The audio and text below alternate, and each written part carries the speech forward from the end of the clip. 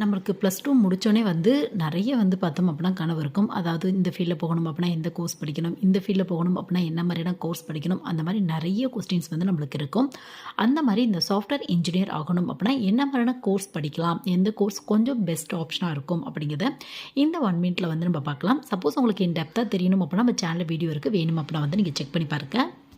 First engineering course நீங்க படிக்கலாம். இன்ஜினியரிங்கில mostly நெறைய ஸ்ட்ரீம்க்கு பார்த்தோம் அப்டின்னா ஐடி கம்பெனி, சாஃப்ட்வேர் கம்பெனில ஜாப் குடுத்துட்ருக்காங்க. பட் பெஸ்ட் ஒரு ஸ்ட்ரீம் அதாவது கம்ப்யூட்டர் ரிலவென்ட்டான டாபிக் வருது அப்படின்னு எடுத்துட்டோம் அப்டின்னா, ஒண்ணு சிஎஸ்சி சூஸ் பண்ணிக்கங்க, இல்ல ஐடி சூஸ் பண்ணிக்கங்க. இப்போ ரீசென்ட்டா AI and DS artificial intelligence and data science இருக்கு. அந்த மாரி கூட நீங்க சூஸ் பண்ணிக்கலாம்.